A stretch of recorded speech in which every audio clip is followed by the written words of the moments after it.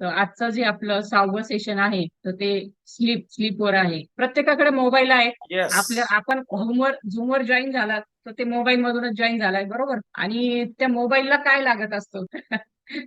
Yes दर्शना ma'am, आवाज येत नाहीये. आराम. नाही, चार्जिंग चार्जिंग करावी लागते. चार्जिंग. येस येस, बिलकुल अगदी बरोबर. मोबाईलला जशी चार्जिंग लागत असती तशी आपल्याला सुद्धा चार्जिंग लागत असती. ही चार्जिंग कुठून मिळती? तर आपली झोप जी आहे, आपली झोप म्हणजे आपली चार्जिंग असते. दिवसभर थकल्यानंतर जेव्हा आपण एक 7 ते 8 तासाची एकदम शांत आणि झोप घेतो, तर ती झोप जी आहे ती दुसऱ्या दिवसाची आपली एनर्जी वाढवत असते. आता समजा एखादी व्यक्ती आहे, चित्र आपण समोर आणा की एक व्यक्ती आहे आणि ती अगदी 12-1 पर्यंत टीव्हीवर काहीतरी नेटफ्लिक्सवर काहीतरी बघते, टीव्हीवर काहीतरी बघते आणि त्यानंतर काहीतरी मध्येच थोडीशी क्रेविंग होते म्हणून काहीतरी स्नॅक्स खाल्लं जातं. कधी कधी अगदी रात्री 12-1 ला मॅगी बनवून खाल्ली जाती किंवा आईस्क्रीम खाल्ली जाती आणि त्यानंतर पुन्हा आपला मोबाईल घेऊन त्यावर स्क्रोल करणं, फेसबुक बघणं, हे करणं आणि रात्री उशिरा किंवा तरी झोपते ती व्यक्ती. आणि अशा व्यक्तीची सकाळ कशी असते? एनर्जेटिक असते? अजिबात नाही. एकदम एकदम लो फील करत असते अशी व्यक्ती. अजिबात एनर्जी नसते. कसं तरी उठायचं म्हणून उठायचं आणि कुठली एनर्जी शरीरात नसताना जायचं म्हणून कामावर जात असते. तर हे आहे पहिला सीन. आणि दुसरा सीन आपण आपल्या समोर आणा की अगदी 8, 8:30, 9 पर्यंत जेवण होतंय. त्यानंतर कुठलाही स्क्रीन समोर नाहीये, मोबाईल किंवा टीव्ही चालू नाहीये, काहीतरी पुस्तक वाचतीये ती व्यक्ती तिच्या आवडीचं किंवा शांत असं म्युझिक ऐकत आहे किंवा फॅमिलीशी गप्पा मारत मारत 10, 10:30 पर्यंत झोपून जात आहे. आणि ती व्यक्ती सकाळी म्हणजे तुम्ही तुम्ही त्याच्यामध्ये आपण हे करू शकतो की सकाळी 5 वाजता उठता, कारण रात्री लवकर झोपणारे बरेचसे आहेत आपल्यामध्ये. रात्री लवकर झोपणं आणि सकाळी लवकर उठून आपलं रोजचं रुटीन अगदी एनर्जेटिक पद्धतीने आपण आपल्या सगळ्यांची एनर्जी पाहता ते लक्षात येत आहे की अगदी एनर्जेटिक पद्धतीने आपण सगळे वर्कआउट करता. आणि हे आहे की झोपेचं महत्व काय आहे. तर झोप ही आपली एक चार्जिंग आहे. बॅटरी जशी मोबाईलची चार्ज करावी लागते तसं हे शरीर चार्ज करावं लागतं. आणि नक्कीच त्यासाठी 7 ते 8 तासाची झोप ही आवश्यक आहे. फक्त क्वांटिटी नाही तर क्वालिटी सुद्धा, आपल्याला गाढ झोप लागणं सुद्धा महत्वाचं आहे. झोपेचे काय आपल्याला कसे परिणाम होतात शरीरावर ते आपण थोडक्यात बघूया. झोप लागते म्हणजे काय होतं, झोप चांगली लागण्यासाठी काय करायचं हे आपण स्टेप बाय स्टेप बघूया.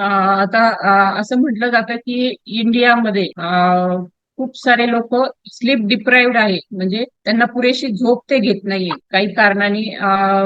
बराच वेळपर्यंत ते जागे असतात आणि आताचं जे कल्चर आहे तर त्यामध्ये तर फक्त स्क्रीन टाइम मुळे तरुण पिढी तर वेळेवर कधीच झोपत नाही. आणि अशा पद्धतीने 93% लोक हे स्लीप डिप्राईव्ड आहेत, हे एका सर्वेक्षणामधून समोर आलेलं आहे. आणि त्यातले 72% लोक असे आहेत की त्यांना 1 ते 3 वेळा रात्री मध्ये मध्ये उठावं लागतं बाथरूम साठी वगैरे, किंवा मध्ये जाग येते त्यांना आणि झोप डिस्टर्ब होती. असे 72% लोक आहेत. आणि 2017 मध्ये नोबेल प्राइज मिळालेलं आहे एका सायंटिस्टला. त्यांनी सर्कॅडियम रिदमवर अभ्यास केलेला आहे. सर्कॅडियम रिदम म्हणजे काय, तर झोपेची जी आपली सायकल आहे किंवा सूर्य सूर्य आणि सूर्याचं घड्याळ आणि आपल्या शरीराचं घड्याळ हे जेव्हा मॅच होतं तेव्हा त्याला सर्कॅडियम रिदम म्हणतो. सूर्य मावळला की आपल्याला नंतर जसं अंधार वाढतो तसं तसं झोप यायला पाहिजे, मेलाटॉनिन आपलं सिक्रीट व्हायला पाहिजे आणि जसं सकाळ होती तर तशी आपल्याला जाग येते. हे एक नैसर्गिक सायकल आहे आपल्या झोपेची, झोपण्याची आणि जागण्याची. तर याच्यासाठी 2017 मध्ये नोबेल प्राइज सुद्धा मिळालेला आहे. म्हणजे याच्याहून लक्षात येतंय की झोप किती महत्वाची आहे माणसाच्या आरोग्यासाठी. झोप किती महत्वाची आहे. आता झोपतो तेव्हा काय होतं, आपल्या शरीरामध्ये काय काय प्रोसेस होती जेव्हा आपण एक 7 ते 8 तासाची झोप घेतो. आता बघा, सकाळी उठल्याच्या नंतर जेव्हा तुम्ही झोपेतून उठता पहिलं काम काय करता, ब्रश करता की नाही?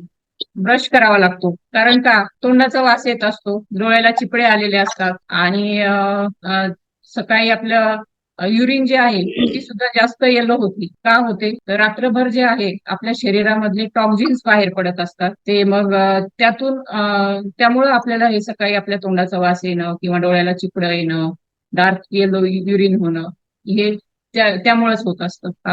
म्हणजे शरीरातले टॉक्झिन्स, सगळ्यात महत्वाची गोष्ट म्हणजे शरीरातली टॉक्झिन्स इथं बाहेर पडतात. आणि दुसरं म्हणजे ब्रेन डिटॉक्सिफिकेशन होतं. आपला जो मेंदू सकाळी उठल्यापासून रात्री झोपेपर्यंत नॉनस्टॉप विचार त्यामध्ये कंटिन्यू चालू असतात, वेगवेगळे टेन्शन असतात, वेगवेगळे प्लॅनिंग असतात, आपले वेगवेगळ्या चिंता असतात. हे सगळं अगदी नॉनस्टॉप आपल्या ब्रेनमध्ये, आपल्या मेंदूमध्ये विचार चालू असतात. आणि त्याला सुद्धा कुठेतरी डिटॉक्सिफिकेशनची गरज असते. तर ते जे काम आहे त्याच्यासाठी दोनच गोष्टी मधून ते काम होतं ब्रेनच्या डिटॉक्सिफिकेशनचं. एक जे आपण परवा बघितलं, मेडिटेशन. मेडिटेशन मधून सुद्धा ब्रेनचं डिटॉक्सिफिकेशन होतं. आणि त्याचबरोबर झोप झोप हे सुद्धा एक महत्वाचं साधन आहे ब्रेनचं डिटॉक्सिफिकेशन करण्यासाठी. जसं आपल्याला लिव्हर डिटॉक्सिफिकेशन, किडनी डिटॉक्सिफिकेशन हे आपण ऐकलेलं आहे, तसंच ब्रेनचं डिटॉक्सिफिकेशन सुद्धा रोजच्या रोज झोपेच्या माध्यमातून आपलं होत असतं. आणि चांगलं डिटॉक्सिफिकेशन करायचं अजून तर दुसरा अजून एक मार्ग आहे मेडिटेशन, जो आपण परवा बघितलेला आहे. आणि तो प्रत्येकाने आपल्या लाईफमध्ये इन्क्लूड करणं गरजेचं आहे. कारण जे व्यक्ती मेडिटेशन करते तिला शांत झोप लागते. हा अनुभव आपण घेत असाल. त्याचबरोबर मेलाटॉनिन जे हार्मोन आहे, झोप येते म्हणजे काय होतं, म्हणजे बऱ्याचशा गोष्टी ज्या आहेत आपल्या शरीराच्या ज्या क्रिया आहेत तर त्या हार्मोन्स जे आहेत आपले मेलाटॉनिन सिक्रिट होत असतं. मेलाटॉनिन हार्मोन जे आहे तर ते आपली झोप जी आहे ती रेग्युलेट करत असतं. आपल्या शरीरामध्ये वेगवेगळे हार्मोन सिक्रिट होत असतात. जसं की भूक लागल्याचं सांगणारं एक वेगळं हार्मोन आहे, पोट भरल्याचं सांगणारं वेगळं हार्मोन आहे. हे हार्मोन जे आहेत ते मेंदूकडे संदेश पोहोचवत असतात. तर तसंच हे एक मेलाटॉनिन हार्मोन आहे. तर ते सिक्रेट झाल्यानंतर मेंदूला संदेश जातो की आता झोपायची वेळ झालेली आहे. आणि मेलाटॉनिन केव्हा सिक्रेट होतो, तर शक्यतो सगळेजण म्हणजे रात्र झाली की आपण झोपतो, ही सगळ्यांना अगदी सवय आहे आणि ही नैसर्गिक आहे. तर याचं कारणही तसंच आहे. मेलाटॉनिन हार्मोन जे आहे तर ते रात्रीच्या अंधारामध्ये, म्हणजे जेव्हा आपल्या मेंदूला सिग्नल जातो की, आणि मेंदूला सिग्नल जातो तो डोळ्यांच्या रेटिनामधून जातो. जेव्हा आजूबाजूला आपल्या मंद प्रकाश होतो किंवा अंधार होतो तेव्हा आपल्या रेटिना मार्फत मेंदूला संदेश जातो की आता अंधार झालेला आहे आणि झोपायची वेळ झालेली आहे. त्यावेळी आपलं मेलाटॉनिन हार्मोन सिक्रेट होतं आणि त्यानंतर आपल्याला झोप येतात. त्यामुळं सगळ्यात महत्वाचं आहे की झोपताना आपले जे लाईट आहे आपल्या घरातले बेडरूम मधले तर ते डार्क असले पाहिजे किंवा खूप मंद प्रकाश असला पाहिजे की ज्यामुळं आपली झोप व्यवस्थित होईल. आणि उजेडामध्ये काहींना सवय असते की खूप उजेडामध्ये झोपतात, ते रात्री अंधार करून झोपत नाहीत, तर तिथं सुद्धा आपल्या झोपेच्या क्वालिटीवर परिणाम होत असतो. आता स्लीप सायकलच्या ज्या आहेत तर त्या 4 स्टेजेस आहेत. आपली झोप जी आहे 4 स्टेजेस मध्ये होत असते. पहिल्या ज्या 2 स्टेजेस आहेत तर त्याच्यामध्ये आपण वेकफुलनेस पासून स्लीप कडे म्हणजे गाढ झोपेकडे जात असतो. आणि त्यामध्ये आपलं बॉडी टेम्परेचर जे आहे ते कमी होत असतं आणि आपलं शरीर ह्युमन ग्रोथ हार्मोन सिक्रेट करत असतं. तर ह्युमन ग्रोथ हार्मोन आपण मेडिटेशनच्या सेशन मध्ये बघितलंय की ह्युमन ग्रोथ हार्मोनचा काय रोल आहे आपल्या शरीरामध्ये. म्हणजे आपल्याला तरुण ठेवण्याचं काम जे आहे तर ते ह्युमन ग्रोथ हार्मोन करतं. आपली रिकव्हरीचं काम ते करत असतं. त्याचबरोबर नवीन सेलचं प्रोडक्शनसाठी पण ते मदत करत असतं. म्हणजे एकूणच काय आपल्याला तरुण आणि ताजंतवानं आपली एनर्जी वाढवण्यासाठी ह्युमन ग्रोथ हार्मोन जे आहे ते आवश्यक असतं. आणि ते ह्या आपल्या ज्या पहिल्या 2 स्टेप आहेत, फर्स्ट आणि सेकंड सायकल आपली झोपेची, त्या वेळामध्ये ते प्रोड्यूस होत असतं. तिसऱ्या स्टेजला काय होतं तर हे ह्युमन ग्रोथ हार्मोन आपल्या पूर्ण शरीरामध्ये पसरतं आणि ते रिकव्हरीसाठी आणि आपली एनर्जी वाढवण्यासाठी, रिएनर्जायझिंग करण्यासाठी मदत करत असतं. त्याचबरोबर मसल रिलॅक्स होतात त्यामुळं, जेव्हा ते आपल्या शरीरामध्ये ह्युमन ग्रोथ हार्मोन HGH जेव्हा शरीरभर पसरतं तर तेव्हा आपल्या मसल रिलॅक्स व्हायला लागतात. दिवसभराचा जो थकवा आलेला असतो, दिवसभर जे काम केलेलं असतं त्यातून जो स्टिफनेस आलेला असतो बॉडीला, तर ते रिलॅक्स होण्याचं काम या तिसऱ्या लेवलमध्ये आपलं होत असतं. आणि रिकव्हरी म्हणजे जी दिवसभराची वेअर अँड टिअर शरीराची झीज झालेली आहे ती रिकव्हर होण्याचं काम सुद्धा या स्टेजमध्ये होत असतं. त्याचबरोबर प्रोक्लॅटिन नावाचं एक हे रसायन जे आहे तर ते रिलीज होत असतं आपल्या तिसऱ्या स्टेजमध्ये झोपेच्या. तर ते प्रोक्लॅटिन काय करतं तर आपल्या शरीरात जी थोडीफार सूज असती तर ते अँटी इन्फ्लॅमेटरी आहे, तर ते सूज कमी करण्याचं काम ते प्रोलॅक्टिन करत असतं. तर ते तिसऱ्या स्टेजमध्ये आपल्या शरीरामध्ये रिलीज होत असते. आणि चौथी जी स्टेज आहे झोपेची, तर त्याच्यामध्ये छोटी छोटी जे काही हिलिंग, मायनर हिलिंग राहिलेली आहे शरीरात, तर ती ही चौथ्या स्टेजमध्ये कम्प्लीट होत असते. म्हणजे ही पहिली, दुसरी, तिसरी, चौथी सगळ्या स्टेज एवढ्या इम्पॉर्टंट आहेत. आणि एखाद्या दिवशी जरी थोडस त्यामध्ये मध्येच जर आपण मध्येच जाग आली, मध्येच काही काही अडचणीमुळे आपण जर उठावं लागलं, मध्ये झोपमोड झाली आपली, तर ही जी आपली स्लीप सायकल आहे ती डिस्टर्ब होती. आणि त्यानंतर आपण किती वेळ झोपलो तरी आपल्याला ती एनर्जी भेटत नाही, स्लीप आपली डिस्टर्ब झाल्यामुळं. याचा अनुभव आपण घेतला असेल. त्याच्यानंतर आपण किती 7-8 तासाची झोप आपली जरी कंप्लीट झालेली असेल आणि मध्येच आपली झोप मोडली कशामुळे तरी, तर आपण दुसऱ्या दिवशी तो अनुभव घेऊ शकता की ती स्लीप क्वालिटी जी आहे ती तिथे आपली बिघडलेली असती. क्वालिटी स्लीप आपल्याला तिथे मिळत नाही जेव्हा झोप आपली डिस्टर्ब होते. आता पुढचं जे आहे, झोप का आवश्यक आहे, तर झोप आपल्याला क्वालिटी स्लीप आणि क्वांटिटी स्लीप, म्हणजे गाढ आणि शांत झोप जेव्हा आपली 7-8 तासांची पूर्ण होते, तर तेव्हा आपली प्रॉडक्टिव्हिटी वाढत असते. त्याचबरोबर कार्डिओव्हस्क्युलर डिसिजेस जे आहे, जसे की बीपी आहे, हार्ट डिसिजेस आहे, हार्टशी रिलेटेड कुठलेही डिसिजेस, बीपी सारखे आजार जे आहेत, तर ते होण्याचे चान्सेस कमी असतात. सगळ्यात महत्वाचं आहे बघा, झोप किती महत्वाची आहे आपली. जेव्हा जर आपल्याला असं वाटतंय की आपले हार्ट हेल्थ चांगली राहावी, आपल्याला कधी बीपी होऊ नये, तर नक्कीच आपण आपल्या झोपेकडे लक्ष देणं गरजेचं आहे. क्वालिटी स्लीप आणि क्वांटिटी स्लीप दोन्ही गोष्टी महत्वाच्या. त्याचबरोबर आपलं कॉन्सन्ट्रेशन जे आहे ते पण चांगलं होतं. आपण जर प्रॉपर झोपलो, आपलं कॉन्सन्ट्रेशन चांगलं होतं, दिवसभर अगदी मन लावून आपण काम करू शकतो. त्याचबरोबर ओबेसिटी वाढत नाही. ज्या व्यक्तीला झोप कमी आहे, प्रॉपर झोप घेत नाही ती व्यक्ती, लेट नाईट पर्यंत जागणं अशा त्यांच्या सवयी असतील, किंवा कामाचं शेड्यूलच त्यांचं असं असतं की लेट नाईट पर्यंत त्यांना काम करावं लागतं. जसे की कॉर्पोरेट मध्ये काम करणारी व्यक्ती, दिवसपाळी रात्रपाळी खूप सारे त्यांना करावे लागतात. अशा व्यक्ती ना सुद्धा ओबेसिटीचा प्रॉब्लेम जास्त वाढू शकतो आणि वेट मॅनेज करायला त्यांना प्रॉब्लेम येऊ शकतो. त्याचबरोबर झोप जर चांगली असेल आपली, तर इम्युनी सिस्टीम, म्हणजे आपली प्रतिकारक क्षमता जी आहे ती पण चांगली राहते. त्याचबरोबर शरीरात जे इन्फ्लेमेशन आहे ते कमी होतं. शरीरात कुठलंही इन्फ्लेमेशन राहत नाही.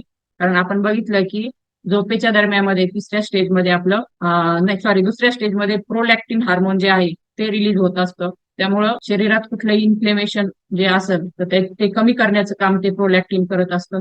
तर चांगली झोप जर असेल तर आपल्या शरीरामध्ये कुठलंही इन्फ्लेमेशन होणार नाही, कुठली सूज येणार नाही. इंटरनल ऑर्गन्सला बऱ्याच वेळा सांगतात की तुमच्या किडनीला सूज आली, तुमच्या लिव्हरला सूज आली, किंवा असे कुठलेही प्रकार होणार नाही जेव्हा आपलं झोप चांगली असेल. त्याचबरोबर स्किन आपली हेल्दी राहते. सगळ्यात महत्वाचं म्हणजे झोप जर चांगली असेल तर आपली स्किन सुद्धा हेल्दी राहते. त्याचबरोबर एन्झायटी, डिप्रेशन चे शिकार आपण कधी होऊ शकत नाही जेव्हा आपण प्रॉपर झोपतो. त्याचबरोबर ग्लुकोज मेटाबॉलिझम ते सुद्धा आपलं चांगलं राहतं. म्हणजे आपल्या शरीरातली जी ग्लुकोज मॅनेज करणारी जी सिस्टीम आहे, आपल्या पॅनक्रियाज मधून इन्सुलिन रिलीज होतं. त्यानंतर ते ब्लड मधली शुगर घेतं आणि त्या पद्धतीने आपलं शुगर लेवल मेंटेन करण्याचं काम जे आहे ते सुद्धा चांगल्या पद्धतीने होतं. त्याचबरोबर ज्या दिवसभरामध्ये आपल्या सेल्सचं, टिश्यूंचं जे डॅमेज होतं, वेअर अँड टिअर होतं, शरीराची झीज तर दररोज होते, बरोबर आहे. दररोज आपल्या शरीराची झीज होत असते आणि ही झीज भरून काढण्याचं काम सुद्धा झोपेच्या दरम्यान होत असतं. त्याचबरोबर आपली एनर्जी लेवल वाढत असते. तर असे खूप सारे फायदे आहेत झोपेचे. त्यामुळे झोप किती महत्वाची आहे आणि वेळेत झोपणं किती गरजेचं आहे. आता झोपेवर कोणत्या कोणत्या गोष्टींचा परिणाम होतो, झोपेवर कोणत्या कोणत्या गोष्टींचा परिणाम होतो. सगळ्यात महत्वाचं म्हणजे डिनर टाइम. आपण जर लेट नाईट जेवत असाल, 10-11 अशी जर आपली जेवणाची वेळ असेल, आणि तर लगेच आपल्याला झोप येणार नाही. त्यामुळं झोपायच्या कमीत कमी 2 तास आधी आपलं जेवण झालं पाहिजे. त्यामुळं जेवणाची वेळ जी आहे ती आपली कमीत कमी 8च्या आत आपण जेवलो तर ती बेस्ट राहील.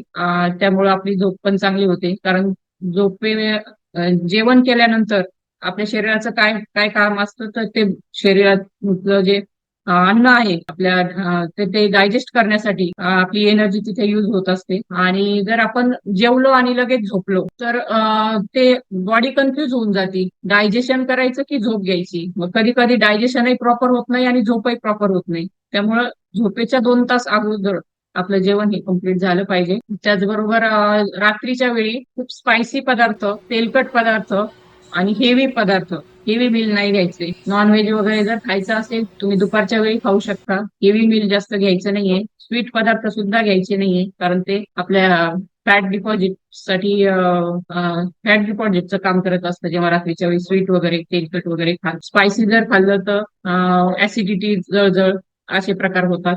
त्यामुळे स्पायसी पदार्थ सुद्धा अवॉइड करायचे आहेत रात्रीच्या जेवणामध्ये. आणि सगळ्यात महत्वाचं म्हणजे स्क्रीन टाइम. सगळ्यात मोठा शत्रू आहे स्क्रीन टाइम आपला. कारण प्रत्येकाच्या जवळ आता मोबाईल आहे, टीव्ही घरामध्ये आहे. टीव्हीचं जरी आता कमी झालेलं असलं लोकांचं प्रमाण, तरी मोबाईल स्क्रोल करण्याचं जे प्रमाण आहे ते काही झोपेपर्यंत आपलं संपत नाही. फेसबुक बघ, इंस्टाग्राम बघ, युट्यूब बघ, काहीतरी बघण्याचं काम हे चालू असतं. नाही तर व्हॉट्सअपवर मेसेजेस कर मित्रमैत्रिणींना किंवा कोणाला. तर हा जो स्क्रीन टाइम आहे तो सुद्धा कमी करणं गरजेचं आहे. आणि रात्री झोपायच्या 1 तास अगोदर आपण आपले सगळे स्क्रीन जे आहे ते ऑफ झाले पाहिजे, मोबाईल वगैरे सगळ्या गोष्टी. आणि त्यानंतर दुपारच्या वेळी फार तर फार 40 मिनिटं तुम्ही नॅप घेऊ शकता. त्यापेक्षा जास्त जर तुम्ही अगदी 1.5-2 तास जर झोपला दुपारी, तर तुम्हाला रात्री झोप येणार नाही. आणि रात्रीची झोप जी आहे 10 ते 2 ची झोप, ही गोल्डन टाइम म्हणत असतो आम्ही त्याला. म्हणजे याच वेळेमध्ये सगळे जे आपले हार्मोन्स वगैरे जे आहेत ते गुड हार्मोन्स ते सिक्रीट होत असतात. शरीराचं वेअर अँड टिअरचं जे रिकव्हरीचं काम आहे ते ह्याच वेळेमध्ये कम्प्लीट होत असतं. म्हणून 10 ते 2 ची झोप आपण आपल्याला चांगली यावी म्हणून आपण दुपारची झोप जी आहे ती 40 मिनिटापेक्षा जास्त घ्यायची नाही, जे कोणी घेत असतील त्यांच्यासाठी. आणि त्याचबरोबर कॅफिन जे आहे म्हणजे आपल्या चहा कॉफीचं प्रमाण सुद्धा आपलं उशिरा इव्हिनिंग मध्ये चहा म्हणजे 5च्या नंतर आपण शक्यतो कॅफिन टाळायचं आहे. चहा कॉफी असे पदार्थ आपण टाळायचे. तर झोप प्रॉपर येण्यासाठी काय गोष्टी अवॉइड करायच्या हे मी इथं सांगितलंय. आता शेवटचा पार्ट येतो आपला रिच्युअल्स कडं, की म्हणजे काय करायचंय. आपला होमवर्क म्हणा तुम्ही त्याला, टास्क म्हणा, किंवा आपली जी गुड हॅबिट आपण इथं बिल्ड करत आहोत, तर ते काय करायचंय. रात्री आपल्याला चांगली झोप लागण्यासाठी काही उपाय सांगतेय. ते जे जे मिसिंग असतील त्याच्यावर काम करणं गरजेचं आहे. तुम्हाला जे वाटतंय हे हे आपण करायला पाहिजे, तर ते लक्ष ठेवून वाटलं नोट डाऊन करून घ्या आणि ते आजपासून इम्प्लिमेंट करायला सुरुवात करा. झोप चांगली लागण्यासाठी सगळ्यात महत्वाचं म्हणजे आपण दिवसभर ऍक्टिव्ह राहिलो पाहिजे. आणि एक्सरसाइज सगळ्यात महत्वाची, म्हणजे एक्सरसाइज आपण रोज केली पाहिजे. आणि 1 तास एक्सरसाइज केली म्हणजे दिवसभर बसून राहिलं पडून राहिलं असं चालणार नाही. दिवसभर जरी आपण जॉब करत असाल, अगदी दिवसभर आपलं खुर्चीत बसून काम असेल तरी सुद्धा थोडंसं मधून मधून वॉक करणं, जॉब करणं, हे थोड्याशा ऍक्टिव्हिटीज आपण केल्या पाहिजे. जिथं आपण जिना चढून जाऊ शकतो तिथं आपण जिना चढला पाहिजे, लिफ्टचा वापर न करता. किंवा अगदी थोडंसं अंतर जायचंय कुठेतरी, तर ते आपण चालत गेलं पाहिजे, अर्धा किलोमीटर 1 किलोमीटर. या पद्धतीने आपण ऍक्टिव्ह राहिलो पाहिजे दिवसभर. त्यामुळे आपली झोप चांगली होणार आहे. त्याचबरोबर ज्यांना कोणाला झोप लवकर येत नाहीये, झोपेचा प्रॉब्लेम आहे, संध्याकाळी झोपायच्या अगोदर त्यांनी जर गरम पाण्याने स्नान केलं तर शांत झोप लागणार आहे. त्याचबरोबर एकच मिनिट, सॉरी सॉरी, सनलाईट. सनलाईटचा रोल सुद्धा झोपेमध्ये खूप महत्वाचा आहे. सनलाईट एक्सपोजर पाहिजे, म्हणजे थोडंफार सनलाईट मध्ये आपण गेलं पाहिजे. त्याचा आणि झोपेचा सुद्धा खूप जवळचा संबंध आहे. मेलॅटॉनिन सिक्रीट होत असतं जेव्हा आपल्याला सनलाईट भेटतो. त्याचबरोबर डी विटॅमिन जर कमी असेल आपल्या शरीरामध्ये तरी सुद्धा आपल्याला झोपेचा प्रॉब्लेम येऊ शकतो. ज्यांना कुणाला झोपेची समस्या आहे तर त्यांनी नक्कीच आपलं डी विटॅमिन चेक करून घ्या. मी 2-3 दिवसापूर्वी सुद्धा सांगितलंय की डी विटॅमिनची लेवल जर आपली कमी असेल तर आपल्याला झोप लवकर येणार नाही, आली तरी शांत झोप लागणार नाही. आणि त्याचा आपल्या हेल्थवर खूप वाईट परिणाम होत असतो. म्हणजे असं संशोधनामधून हे सुद्धा पुढे आलंय की तुम्ही दारू पिल्यानंतर जी शरीरावर जे घातक परिणाम होतात, तेच एका दिवसाची झोप जर तुम्हाला नसेल तर तसे परिणाम हे आपल्या आरोग्यावर होत असतात. त्यामुळं झोप किती महत्वाची आहे ते आपण लक्षात घेणं गरजेचं आहे. त्याचबरोबर आपली बेडरूम जी आहे ती तिचा लाईट जो आहे तो एक तर खूप मंद असला पाहिजे किंवा कम्प्लीट अंधार करून झोपलं तरी चालेल. त्याचबरोबर झोपताना आपले कपडे जे आहेत ते कम्फर्टेबल असले पाहिजे. सैलसर सुती कपडे जर आपण घालून झोपलं, त्याचबरोबर आपली बेड सुद्धा आपली कम्फर्टेबल असली पाहिजे. त्यानंतर झोपेचे ज्या वेळा आहेत तर त्या पाळणं सुद्धा गरजेचं आहे. एखाद दिवशी अगदी रात्री 10ला झोपलं, दुसऱ्या दिवशी 2ला झोपलं असं न करता एक ठराविक वेळ जी आहे ती झोपेची पाळणं गरजेचं आहे. कारण आपल्या शरीराला माहित असतं की कोणत्या वेळेला जेवायचं, कोणत्या वेळेला झोपायचं. शरीराचे हे जे आहे तर ते वेळा खूप पाळणं गरजेचं आहे. त्यामुळे वेळेवर झोपणं, वेळेवर जेवणं या गोष्टी महत्वाच्या आहेत. तेव्हा शरीराला कळतंय की आता झोपायची वेळ झाली. तुम्ही जर रोज तुम्हाला 10 वाजता किंवा 11 वाजता झोपायची सवय असेल तर 11 वाजता बरोबर आपली बॉडी जी आहे ती तयारी करायला लागते झोपेची. आपल्याला जांभळ्या यायला लागतात.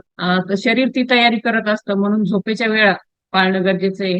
बरोबर त्या वेळेला झोप येत असते आपल्याला आणि झोपेची वेळ पाळणं गरजेची आहे. त्याचबरोबर योगा आणि मेडिटेशन जर आपण केलं दिवसभरामध्ये केलं किंवा झोपायच्या अगोदर तुम्ही मेडिटेशन वगैरे केलं तरी सुद्धा तुम्हाला शांत झोप लागणार आहे.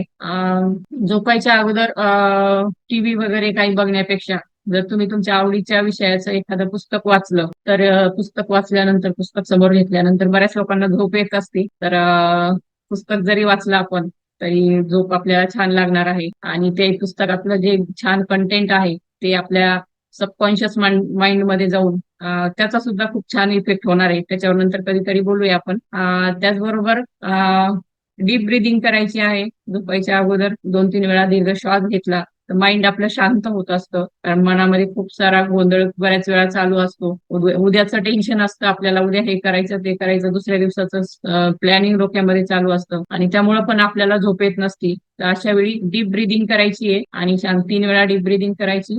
त्यानंतर आपलं माइंड शांत होणार आहे आणि शांत झोप आपल्याला लागणार आहे. त्याचबरोबर आपण जर ग्रॅटिट्यूड डायरी मेंटेन केली म्हणजे दिवसभरामध्ये आपण आपल्या ज्या संपर्कात आलेल्या व्यक्ती असतील किंवा आपले आई वडील यांना आपण ग्रॅटिट्यूड वर याच्या अगोदर बोललेलो आहे तर ते ग्रॅटिट्यूड डायरी मध्ये ते सगळं लिहायचे, प्रत्येकाचे आभार मानायचे. ही जर डायरी आपण मेंटेन केली तरी पण आपल्याला छान झोप आपली लागत असते. आणि त्याचबरोबर सगळ्यात महत्वाचं म्हणजे झोपताना 5 फूट अंतरावर आपला मोबाईल फोन ठेवून द्यायचा आहे. तर हे आहेत आजचे गुड हॅबिट्स, रिच्युअल्स किंवा टास्क काही म्हणा. यातलं जे करण्याची गरज वाटते आपल्याला, काय मिसिंग आहे यातलं, तर त्याच्यावर काम करण्यासाठी त्याच्यावर आपण काम करू शकता. Yes, thank you.